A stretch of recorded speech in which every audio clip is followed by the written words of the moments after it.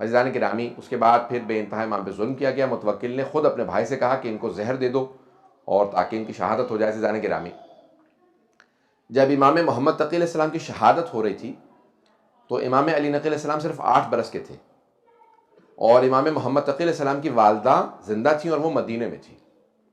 تو امام علی نقی علیہ السلام نے رو کے اپنی دادی سے کہا دادی اماں، آج میرے بابا کی شہادت کا دن ہے. تو جناب صدیقہ خاتون رونے لگیں. کہا بیٹا ایسا مت کہو، میرا 25 برس کا جوان بیٹا ہے. کہا دادی اماں، وہ جو اللہ کا ایک فرشتہ ہے جو امام کے ساتھ رہتا ہے نا، وہ اب میرے پاس آ گیا ہے. اس کا مطلب ہے میرے بابا کی شہادت ہو گئی ہے. میں آپ سے سوال کروں، کسی ماں کو اگر بیٹی کی شہادت کی خبر ملے تو کیا حالت ہو گئی ہوگی؟ روایت کے الفاظ ہیں، جناب صدیقہ خاتون بے انتہا رونے لگیں، تڑپنے لگیں، اور ایک ہی دلاسا تھا، وہ ان کا پوتا، وہ جو 2 پوتے اور 1 پوتی تھی، ان کو سینے سے لگایا، پیار کرنے لگی، رونے لگیں. کہا کہ میرا بیٹا مارا گیا. بچپنے سے یتیمی اس طرح سے امام علی نقی السلام نے دیکھی ہے. میں سوال کروں، یتیمی کیسی بلا ہے؟ یہاں تک کہ پیغمبر اسلام فرماتے ہیں یتیم بچے کے سامنے اپنے بچے کو پیار نہ کرو. پوچھا کیوں مولا؟ کہا کیونکہ جب وہ دیکھتا ہے نا کہ کوئی اپنے بچے کو پیار کر رہا ہے تو اس کا دل ٹوٹ جاتا ہے. عزیزان گرامی، روایت کے الفاظ یہ ہیں کہ جب پہلی عید آئی تھی نا امام حسن مجتبیٰ کی شہادت کے بعد، یہ مسلسل جب عید آیا کرتی تھی تو امام حسین علیہ السلام جنت البقیع اپنے بھائی کی قبر پہ جایا کرتے تھے، تو اپنے بچوں کی انگلی پکڑتے تھے لیکن سر پہ ہاتھ نہیں رکھتے تھے.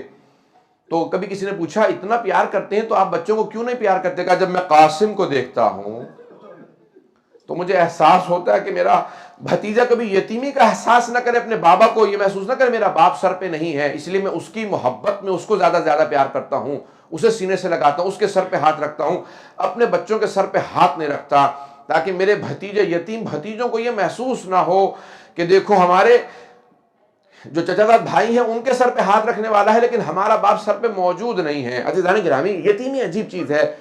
امام علی نقی علیہ السلام نے 8 برس کے سن سے یتیمی دیکھی اور مسلسل یہ دیکھتے رہے کہ ہر طرف سے ظلم ہوتا رہا امام علیہ السلام پہ. عزیزان گرامی، جب جناب سکینہ بنت الحسین کو پہلا تماچا لگا تھا نا تو انہوں نے اس لحظے میں اپنے چچا کو پکارا تھا اور کہا تھا کہ چچا جان آ کے دیکھیے ذرا میرے کانوں سے کتنا لہو بہ رہا ہے. عزیزان گرامی، ایک سوال کروں گا کہ اب ذرا ایک مرتبہ تصور کیجئے، وہ امام علی نقی علیہ السلام جو 8 برس کے سن سے مسلسل اپنے بابا کو محسوس کرتے ہوں کہ میرے بابا کہاں پہ کاظمین کے اندر شہید ہوئے، وہاں پہ ان کو دفنایا گیا. عزیزان گرامی، اب یہ مسلسل وقت کٹتا رہا یہاں تک کہ آخری لحظات ہیں امام علی نقی علیہ السلام کے. عزیزان گرامی، کہتے ہیں کہ یہ جو ائمہ کو زہر دیے گئے ہیں نا، ان میں جو سخت ترین زہر تھے وہ 4 اماموں کے تھے. اب وقت نہیں ہے کہ میں تفصیل سے جا سکوں، آخری جملے کو پیش کر رہا ہوں، اس کے بعد آپ ماتم کریں گے. عزیزان گرامی، ذرا ایک مرتبہ آنکھیں بند کر کے تصور کیجئے گا. کیا تصور ہے؟ کہتے ہیں جیسا 4 اماموں کو زہر دیا گیا ویسا کسی کو نہیں دیا گیا. کیوں؟ وہ کہتے ہیں جو امام حسن مجتبیٰ کو زہر دیا گیا ویسا زہر کسی کا نہیں تھا. پوچھا کیوں؟ کہا کیونکہ امام کا کلیجہ نکل آیا تھا. کہا دوسرا کس کو زہر سخت دیا گیا تھا؟ کہا دوسرا امام رضا علیہ السلام کو. کہا کیسا زہر تھا؟ کہا جب زہر دیا گیا نا، امام نے فوراً اپنے چہرے پہ رومال رکھا. کہا کیا بات ہے کہ مجھے بار بار خون کی قے آتی ہے؟ کہ اپنے چہرے پہ رومال رکھا. کہ میرا پورا کلیجہ پانی ہو گیا ہے، کہ مجھے گھر واپس جانے نے تیرا کام ہو چکا ہے.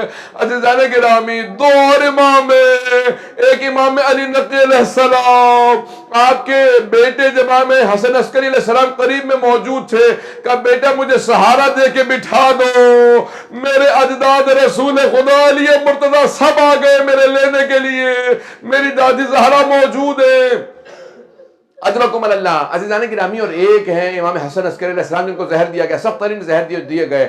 عزیزان گرامی، یہ آخری لحظات کیسے عجیب و غریب ہوتے ہیں. روایت کے الفاظ ہیں، سامرہ تھا، امام حسن عسکری علیہ السلام نے خود سے اپنے بابا کو غسل و کفن دیا. کفن دینے کے بعد بڑے شان و شوق سے کہا گھر میں شیعوں کو جمع کر لیا، کہ میرے بابا کا یہی جنازہ پڑھ لو. کہا مولا بہت لوگ جمع ہیں. کہا نہیں، وہاں متوکل مجھے جنازہ پڑھانے نہیں دے گا، وہ خود جنازہ پڑھانا چاہتا ہے، میں اپنے بابا کا یہاں جنازہ پڑھاؤں گا، سب کو جمع کیا، کہا کہ یہاں جنازہ پڑھ لو، لیکن میں کہوں گا مولا جب آپ اپنے بابا کا جنازہ پڑھا رہے تھے آپ کے گلے میں توق نہیں تھا، ہاتھوں میں بیڑیاں نہیں تھی، ہاتھوں میں ہتکڑیاں، پاؤں میں بیڑیاں نہیں تھی، مولا آپ کی پھپھیوں کے سروں پہ چادریں موجود تھی، تازیانے نہیں مارے جا رہے تھے۔ اللہ لعنت اللہ علی القوم الظالمین وسیعلم الذین ظلموا أی منقلب ينقلبون۔